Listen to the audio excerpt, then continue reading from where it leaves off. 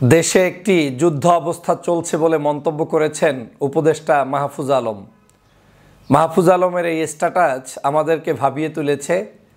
তিনি যখন লিখেছেন বাংলাদেশের বর্তমান পরিস্থিতি, দেশি বিদেশি ষড়যন্ত্র, বিভিন্ন ধরনের কূটকৌশল চলছে দেশের বিরুদ্ধে, মানুষের বিরুদ্ধে, আমাদের স্বাধীনতার বিরুদ্ধে, তখন স্বভাবতই আমাদেরকে ভাবতে হচ্ছে আগামীর বাংলাদেশ কোন পথে যাচ্ছে, কোন দিকে নিয়ে যাচ্ছি আমরা, রাজনীতিবিদের কি ভূমিকা, সমাজের অন্য মানুষের কি করা উচিত এবং এখনই সাবধান না হলে আমরা কি পরিণতির দিকে যাচ্ছি সেটা আসলে বলার ভাষা হারিয়ে ফেলেছে।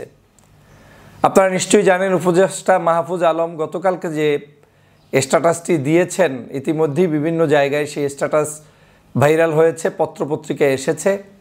তার স্ট্যাটাসটির মূল উদ্দেশ্য ছিল, সেখানে তিনি বুঝাতে চেয়েছেন বাংলাদেশের বিভিন্ন জায়গায় যে আইন শৃঙ্খলার অবনতি হচ্ছে, বিভিন্ন জায়গায় যে রাজনৈতিক অনৈক্য তৈরি হয়েছে, দেশি বিদেশি বিভিন্ন চক্রান্ত চলমান রয়েছে, এর বিস্তর বর্ণনা তিনি সেখানে দিয়েছেন। আমি শুরু থেকেই আজ পর্যন্ত সব সময় যতদিন কথা বলেছি আমি বলেছি, সাপের সাথে কোনো খেলা নয়। সাপ সুযোগ পেলেই আপনাকে সবল মারবে। আওয়ামী লীগ হচ্ছে বাংলাদেশের জন্য একটি বিষাক্ত সাপ। এই বিষাক্ত সাপকে আদর করে, ভালোবেসে, গণতন্ত্র শিখিয়ে, ভদ্রতা শিখিয়ে আপনি বাংলাদেশকে পরিচালনা করবেন, সেটা কোনো দিন সম্ভব নয়। আপনি যেমন নরম, আপনার উপরে তেমনটাই এই বাংলাদেশের জনগণ প্রয়োগ করবে। এটা হচ্ছে এদেশি মানুষের নেচার, এদেশি মানুষের সিস্টেমটাই এরকম। আপনি কঠোর, আপনার সাথে সে ভদ্র। আপনি নরম, আপনার সাথে সে গরম। এই পরিস্থিতি তো আজকের আমার ধারণা আপনি সরকারে যারা আছেন আপনাদের বহুত আগেই উপলব্ধি করা উচিত ছিল। এই বাংলাদেশকে আপনি একদিনের মধ্যে আমেরিকা, কানাডা, অস্ট্রেলিয়া, সিঙ্গাপুরের মতো আইন শৃঙ্খলা বানিয়ে নিতে পারবেন না, যে বলে বলে করাবেন, ভালোবেসে বেসে তারপরে নিয়ে যাবেন, সুন্দর করে আপনি তাদেরকে আদর যত্ন করে একটা শৃঙ্খলার মধ্যে নিয়ে আসবেন। সেই দেশ এটা না। এদেশে সন্ত্রাস, চাঁদাবাজ, দুর্নীতিবাজ, দুষ্টচক্রের মানুষদেরকে যে ভাষায়, যে শক্তিতে দমন করতে হয়, সেই শক্তিই আপনাদের প্রয়োগ করা উচিত ছিল। ডেভিল হান্ট নামে আমরা যে নতুন একটি অপারেশন দেখেছিলাম, সে অপারেশনটা পর্যন্ত দুর্বল করেছে কারা? আমরা যখন শুরুর দিকে শুরু করেছিলাম মনে হয়েছিল যে ডেভিল হান্টে দেশ ঠান্ডা হয়ে যাবে।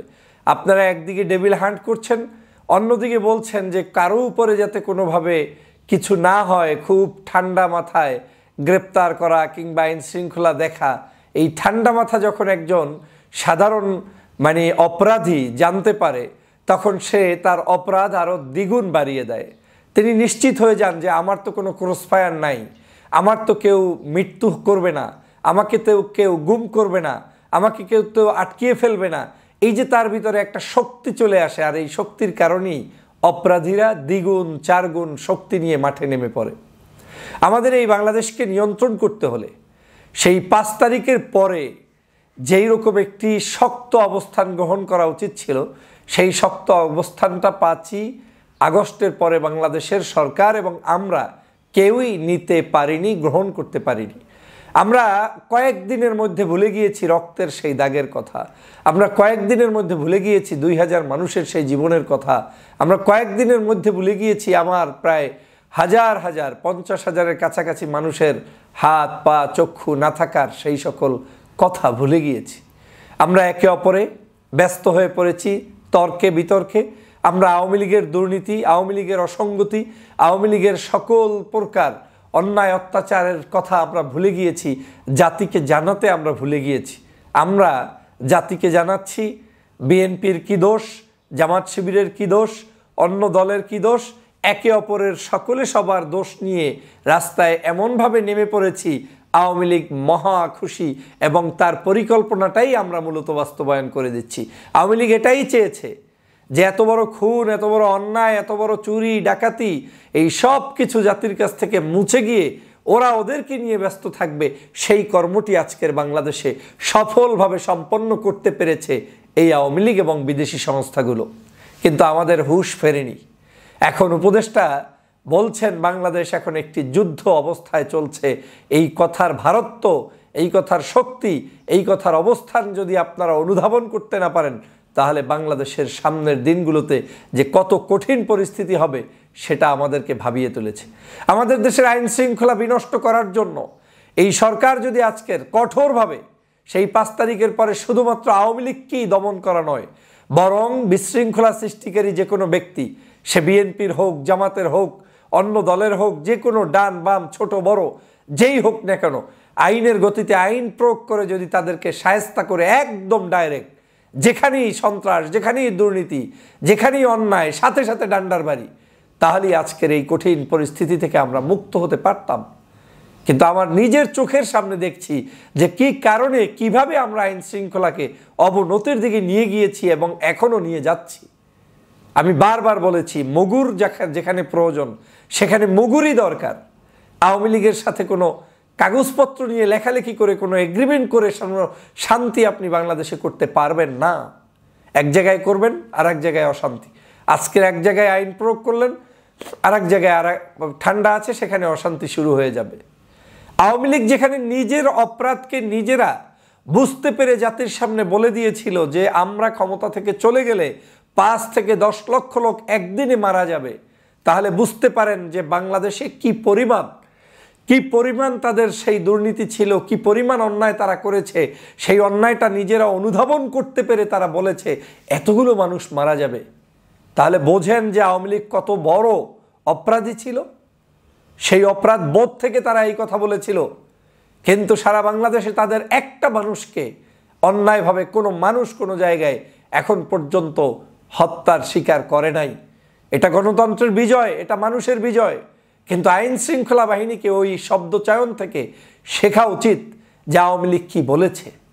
আমি বারবার বলেছিলাম যে সরকারের উচিত এমার্জেন্সি, রাষ্ট্রের টাকা আমার সবার আগে নিরাপত্তার জন্য ব্যবহার করব। কোনো উন্নয়নের প্রয়োজন নাই।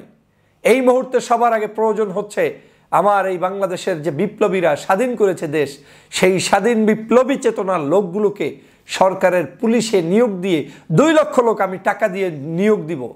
6 মাসের মধ্যে ট্রেনিং করিয়ে শর্ট কোর্স দিয়ে তাদেরকে ঢুকাবো। সারা দেশ আপনার নিয়ন্ত্রণে চলে আসতো।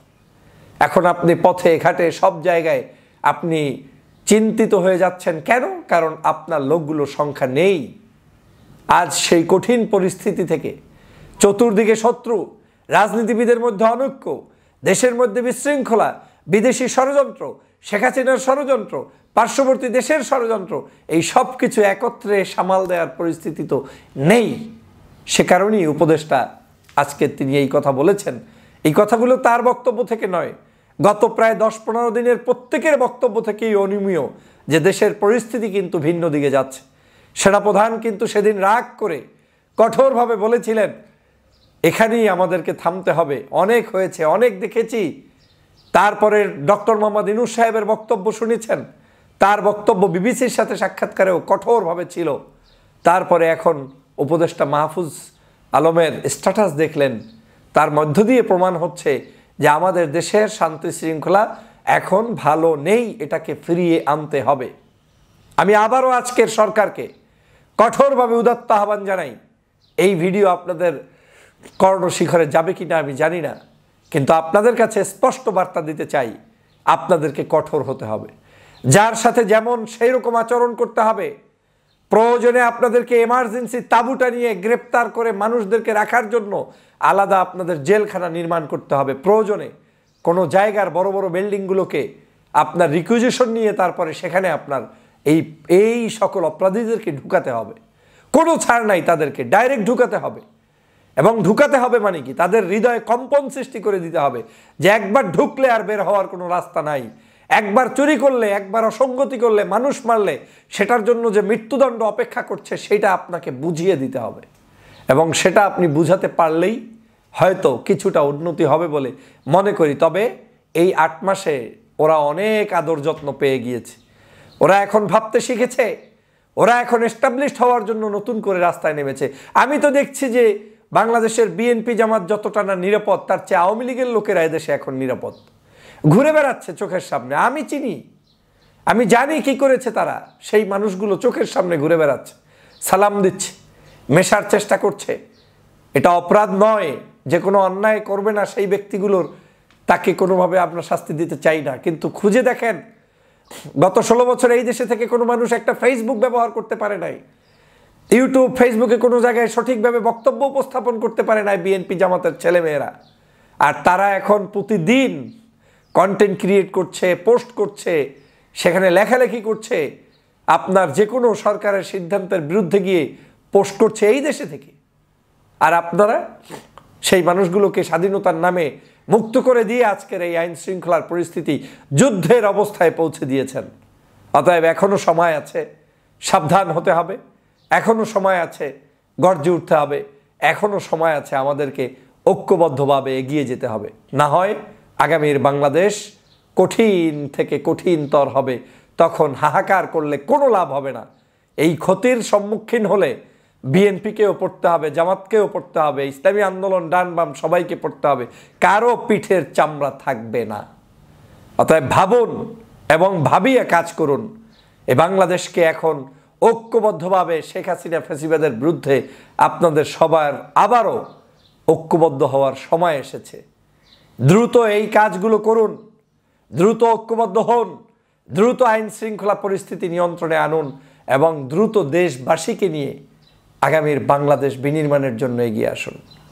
আপনারা ব্যস্ত, কে কার ক্ষতি করবেন, এই ক্ষতি করে কোনো লাভ নেই। এই সরকার আমাদের, এই সরকারকে টিকিয়ে রাখতে হবে আমাদের।